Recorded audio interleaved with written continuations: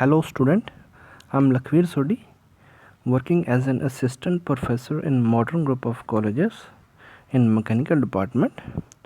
Today we are going to study about the subject basic thermodynamics, जो कि part है हमारे PTU के मैकेनिकल थर्ड सेमेस्टर के करिकुलम का।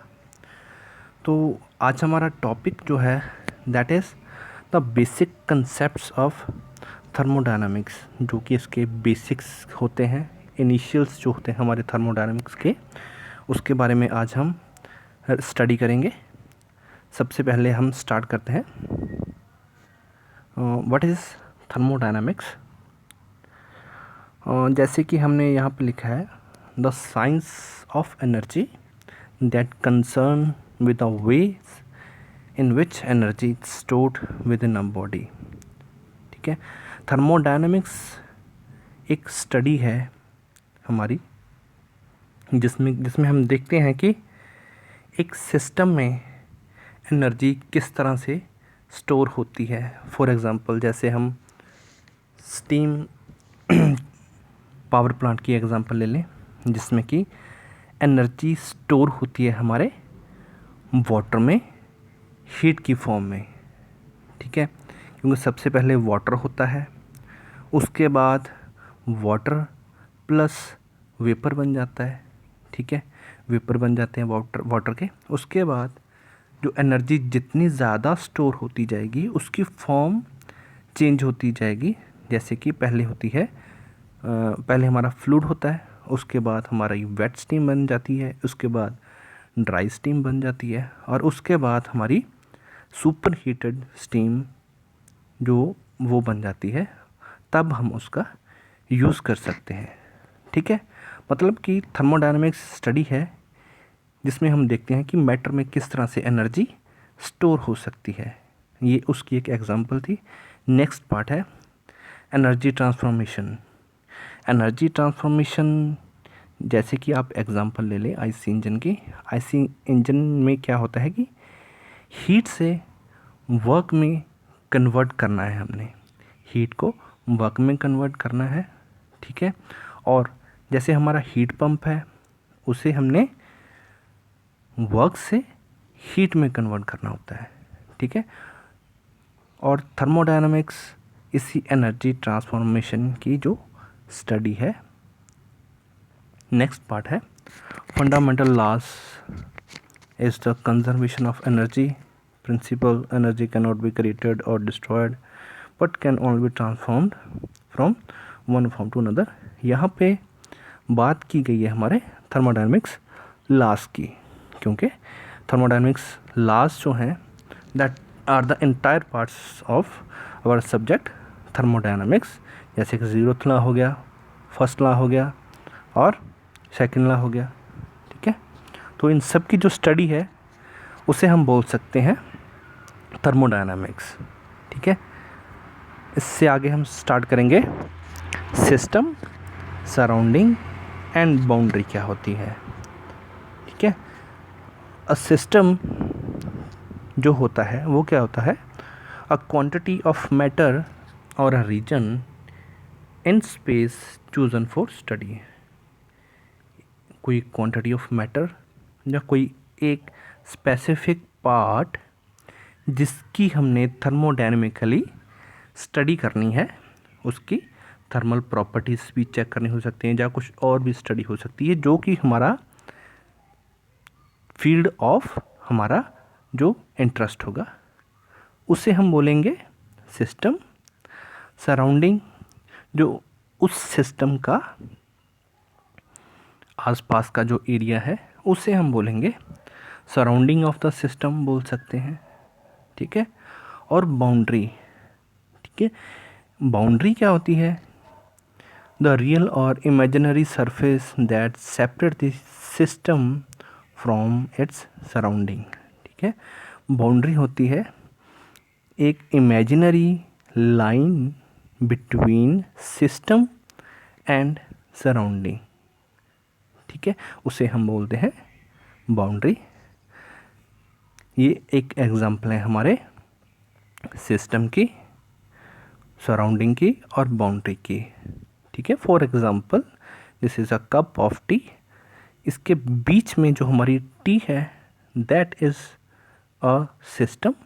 हमने अगर इसके बारे में कोई स्टडी करनी है तो इसे हम एज अ सिस्टम कंसीडर करेंगे। और इसके आउटसाइड का जो एरिया है, आउटसाइड सराउंडिंग, वो तो आपको पता चलेगा कि सराउंडिंग जो इसका इन्वायरमेंट है। और ये वॉल्स ऑफ जो कप है, वॉल्स ऑफ कप है, इसको हम ले लेंगे the boundary of a system. ठीक है। नेक्स्ट हमारे आ जाता है टाइप ऑफ सिस्टम, कि हमारे सिस्टम किस किस टाइप के हो सकते हैं।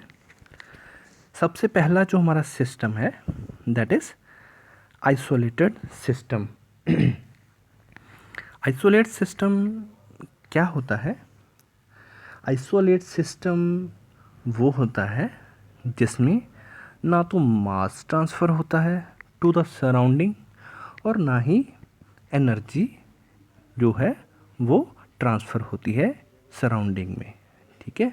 फॉर एग्ज़ाम्पल जैसे हमारे रेफ्रिजरेशन के आने से पहले एक थर्मोकोल का बॉक्स होता था, उसमें हम बर्फ़ डाल के कुछ भी अंदर सामान रख देते, तो वो एक आइसोलेटेड सिस्टम की तरह काम करता था, क्योंकि उसमें से ना तो ठंडक बाहर जाती थी, ठीक है, और ना ही मास जो है वो उसके बाहर जाता था। तो that is an example of isolate system. Next one is a close system. Close system में क्या होता है, जैसे कि यहाँ पे लिखा हुआ है only energy can cross the selected boundary. ठीक है, कि क्लोज सिस्टम में हमारी जो एनर्जी होती है वो अपनी बाउंड्री लाइन को क्रॉस कर सकती है, बट मास जो है वो बाउंड्री को क्रॉस नहीं कर सकता। ठीक है। यहाँ पे एग्जांपल दी है a tightly capped cup of coffee. ठीक है, ये भी एग्जांपल हो सकती है। और एग्जांपल हो सकती है हमारा जो आईसी इंजन है उसका जो बोर होता है, उसमें क्या होता है कि मास जो है वो बाहर नहीं आता, ठीक है, बट उसके अंदर जो हीट प्रोड्यूस होती है वो हमारे सिलेंडर की वॉल से बाहर आ सकती है। ठीक है, that is an example of close system. उसके बाद हमारा आ जाता है ओपन सिस्टम। जैसे कि हमने पढ़ा है अभी आइसोलेट सिस्टम, जिसमें ना तो मास ट्रांसफ़र होता है ना एनर्जी ट्रांसफ़र होती है। हमारा क्लोज सिस्टम जिसमें मास ट्रांसफ़र नहीं होता बट एनर्जी ट्रांसफ़र होती है। और third type system open type system में क्या होता है, मास भी ट्रांसफ़र कर सकता है और इसके साथ साथ एनर्जी जो है वो भी एनवायरनमेंट में ट्रांसफ़र हो सकती है। यहाँ पे जैसे एग्जांपल है ओपन कप ऑफ कॉफ़ी।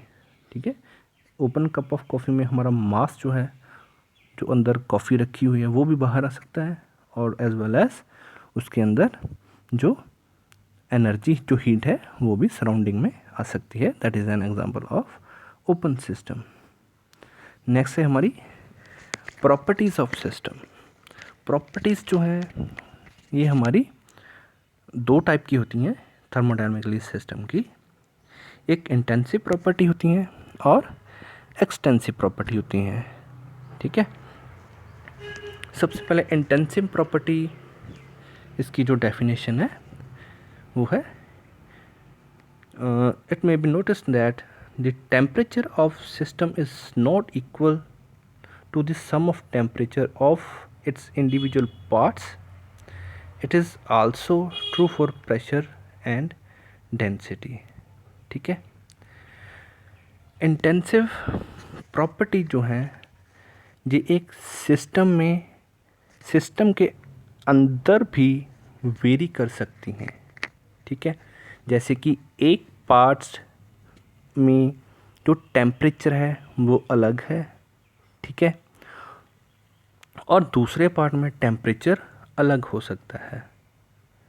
ठीक है, जैसे कि फॉर एग्ज़ाम्पल हम ले लेते हैं एक एग्जांपल अपने वाटर की, ग्लास ऑफ वाटर जिसमें हमने अभी हीट एडिशन करना शुरू किया है। ठीक है, तो सबसे पहले क्या होगा कि जो सबसे लोअर पोर्शन होगा जहाँ से हम हीट देना स्टार्ट करेंगे, उसका टेम्परेचर जो होगा वो अलग होगा, और द अपर मोस्ट जो लेयर होगी हमारे वाटर की, उसका टेम्परेचर जो होगा वो और होगा। ठीक है, मतलब ये एक इंडिपेंडेंट अमाउंट होती है। ठीक है, हर एक पार्ट्स की, हर एक पार्ट ऑफ अ सिस्टम की। ठीक है, तो जैसे टेम्परेचर है, इसकी एग्जांपल प्रेशर है, डेंसिटी है, ये वेरी कर सकती हैं सिस्टम के अंदर। ठीक है, किसी पार्ट्स की डेंसिटी, किसी पार्ट्स के एक पार्ट की डेंसिटी कुछ और हो सकती है और दूसरे पार्ट की डेंसिटी कुछ और भी हो सकती है। ठीक है, इसी तरह से जो हमारी एक्सटेंसिव प्रॉपर्टी होती है, इसकी जो डेफिनेशन है, the property of the system whose value for the entire system is equal to the sum of their values. जैसे कि हमने डेफिनेशन में देखा है कि वो प्रॉपर्टीज़ किसी सिस्टम की जिनसे मिला के हमारा एक पार्ट जो है वो बनता है। ठीक है, या हम ये भी बोल सकते हैं कि ये प्रॉपर्टीज़ जो होती हैं ये through out the system, each individual parts of a system ये रिमेन सेम रहती हैं। ठीक है, सेम रहती हैं, और इन सब पार्ट्स को मिला के हमारी जो है एक हमारा सिस्टम बनता है। ठीक है, जैसे कि मास हो गया, मास जो होगा वो थ्रू आउट द सिस्टम जो है वो सेम ही होगा। Volume, energy and enthalpy, that are the example of extensive property. ठीक है, मतलब कि जो एक सिस्टम के इंडिविजुअल पार्ट्स की प्रॉपर्टीज़ जो throughout the system same होती हों और उनको मिला के हमारा पूरा सिस्टम बनता हो, उसे हम बोलते हैं एक्सटेंसिव प्रॉपर्टी। ये जो प्रॉपर्टी होती है वो प्रॉपर्टी होती हैं जो कि और कंपोनेंट पे डिपेंड्स नहीं करती। ठीक है, जैसे कि कोई प्रॉपर्टी हमारी ले लो, फॉर एग्जांपल मास। ठीक है, मास जो है वो हमारे सिस्टम का सेम रहेगा, चाहे हम अर्थ पे हैं और चाहे हम मून पे हैं, क्योंकि इस पे ग्रेविटी का कोई भी असर नहीं पड़ेगा। ठीक है, तो ये भी बोल सकते हैं कि ये एक्सटेंसिव प्रॉपर्टी जो है वो अदर कंपोनेंट पे डिपेंडेंट नहीं होती। ठीक है, ये कुछ एग्जांपल हैं इंटेंसिव प्रॉपर्टी और एक्सटेंसिव प्रॉपर्टी की। इंटेंसिव प्रॉपर्टी की एग्जांपल है pressure, temperature, density, concentration, melting point, boiling point, surface tension, viscosity etcetera. ठीक है, इसी तरह से एक्सटेंसिव प्रॉपर्टी जो है that is mass, volume, internal energy, heat capacity, enthalpy, entropy, Helmholtz energy, Gibbs energy, that are the example of extensive property. So we are moving to next slide. State of system. State of system को पढ़ने से पहले हम इसकी definition देख लेते हैं। The state of system is the condition of the system at any particular moment which can be identified by the statement of its properties such as pressure, volume and temperature. ठीक है, state जो होती है, जैसे कि for example हम water ले लेते हैं, इसकी 3 स्टेट है, solid, liquid as well as gas. ठीक है, यहाँ पे हमने कंसीडर करना है टेम्परेचर, ठीक है। जैसे कि 0 टेम्परेचर पे हमारे वाटर की स्टेट क्या होगी, 0 टेम्परेचर पे हमारे वाटर की स्टेट होगी सॉलिड, ठीक है।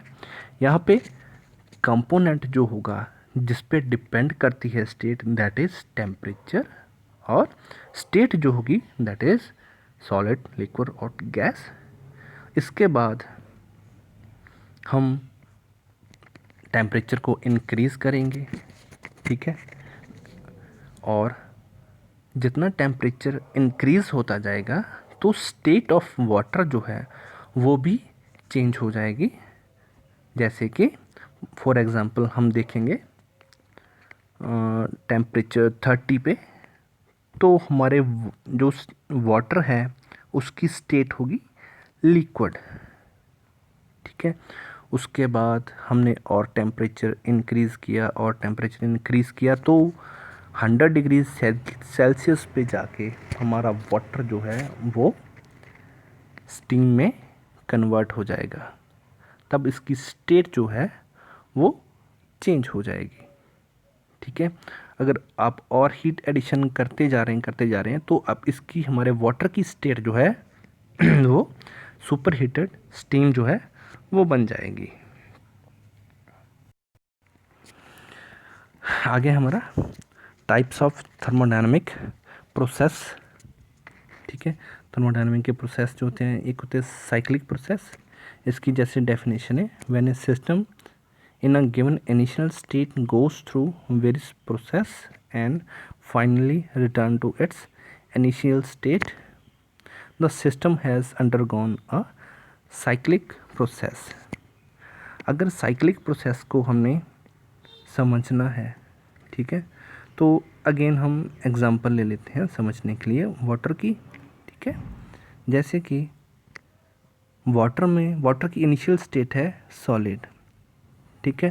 तो जैसे जैसे हम टेम्परेचर इंक्रीज़ करते जाएंगे तो इसकी स्टेट चेंज हो जाएगी सॉलिड, सॉलिड से लिक्विड, लिक्विड से गैस, गैस से अगेन सुपर हीट स्टीम, ठीक है। इसके बाद हमने इसमें से जो टेम्परेचर है वो जो हीट है वो रिजेक्शन करनी स्टार्ट कर दी, तो जो हमारा वाटर है अगेन अपनी इनिशियल स्टेट जो कि है आइस, जो सॉलिड जिसे हम बोलते हैं, तो उसी पोजीशन पे दोबारा आ जाता है। इसे हम बोलते हैं साइक्लिक प्रोसेस, ठीक है। इसकी 2 टाइप्स हैं आगे, reversible process and irreversible process. Reversible process वो होता है जिसमें कि जैसे स्टेट चेंज होती हैं, ठीक है, तो उनमें कुछ भी एनर्जी लॉस अगर नहीं हो तो जो इनिशियल स्टेट पे हमारा जो सिस्टम है वो दोबारा आ जाएगा, ठीक है।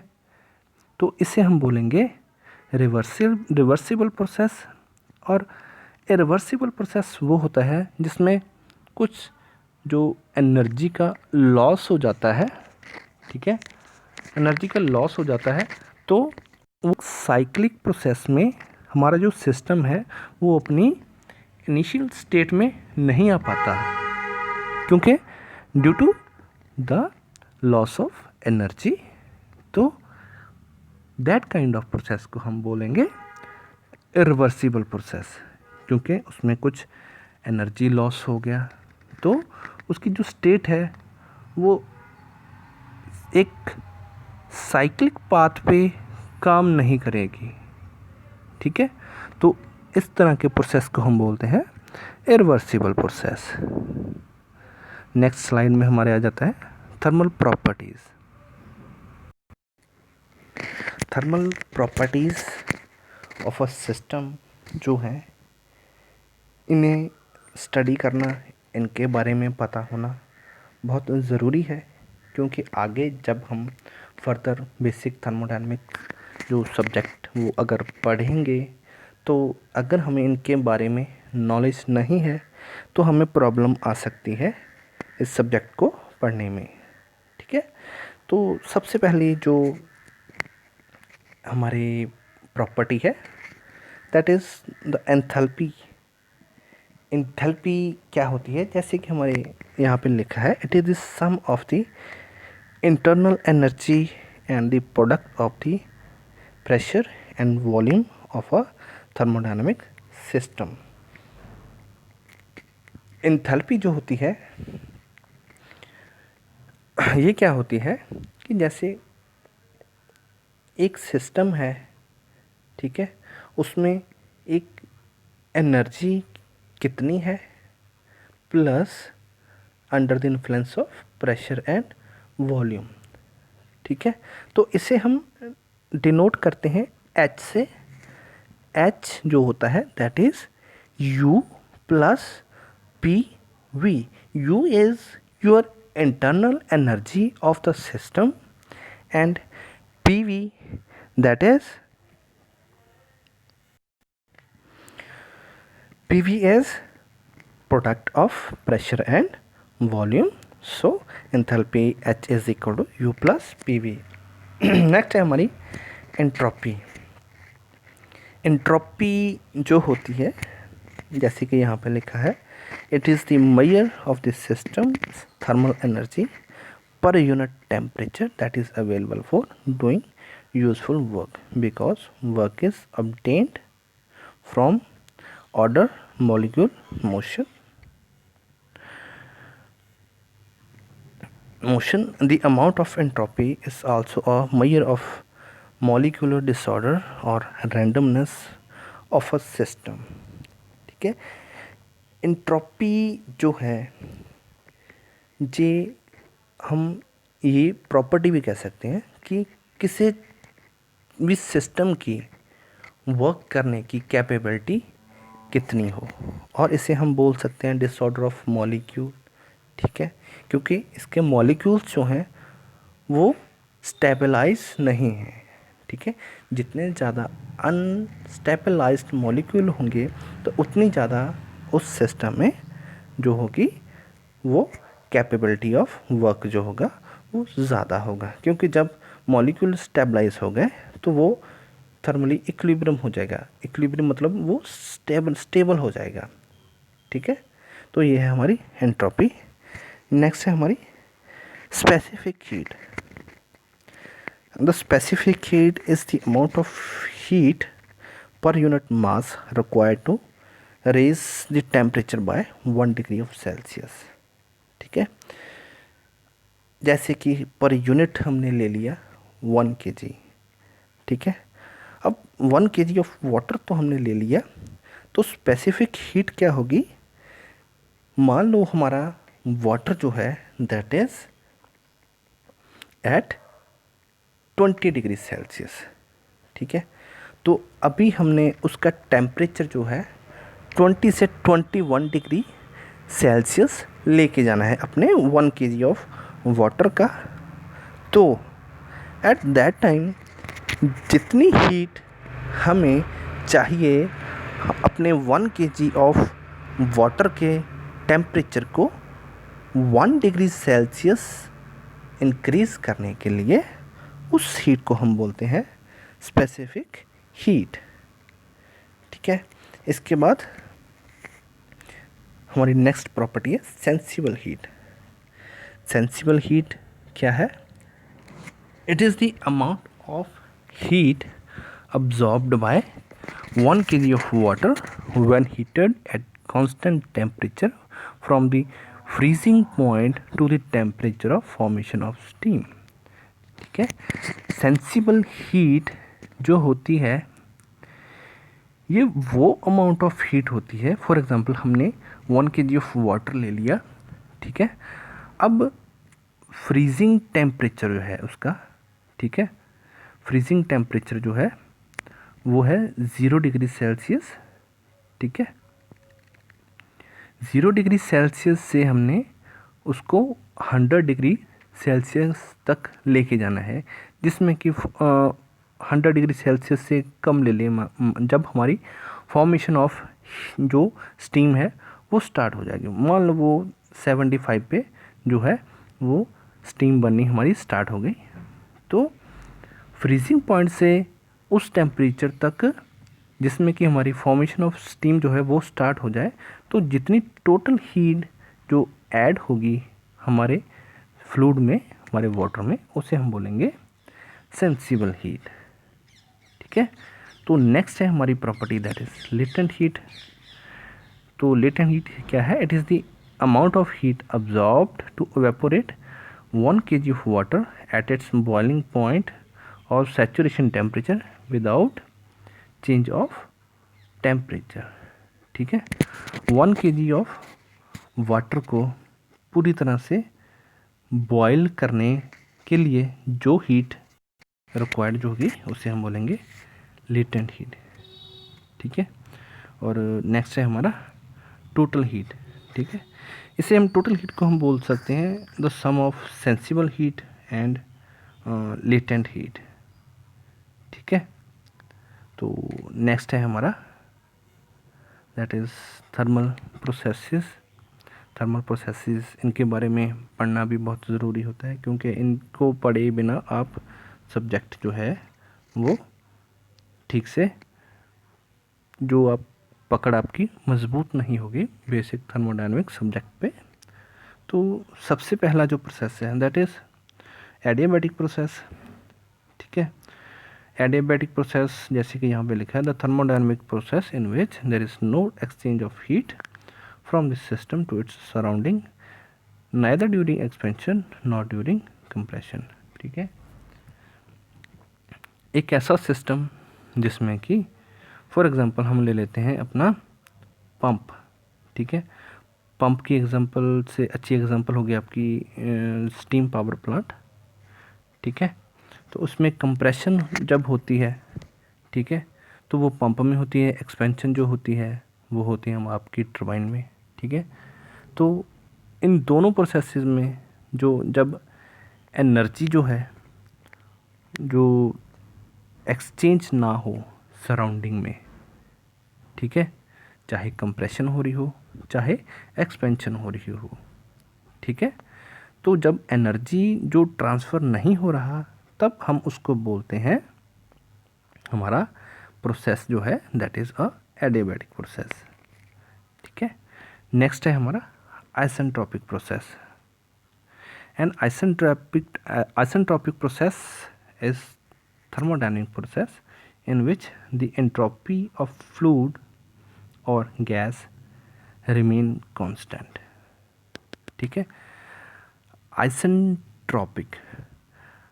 आइसेंट्रोपिक प्रोसेस जो है ये दो वर्ड को जोड़ के बना है, आइसो प्लस एंट्रोपी,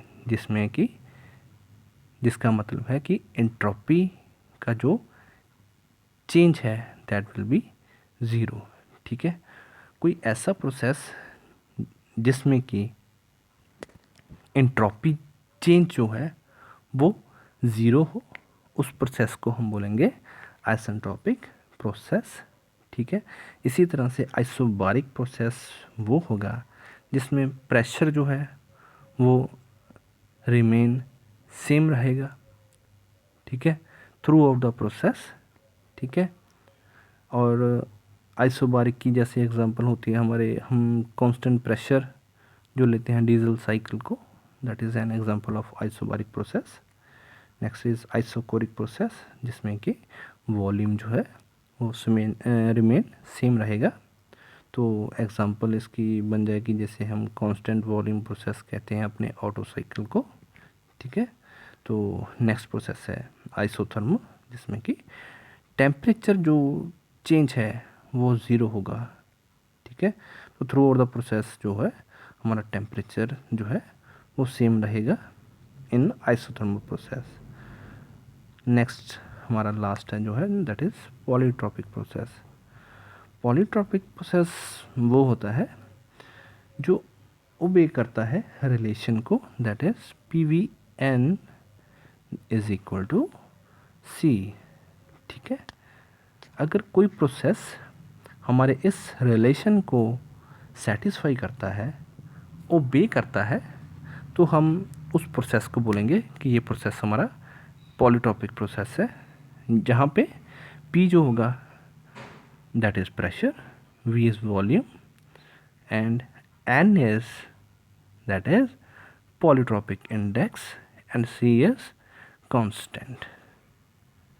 ठीक है, थैंक यू।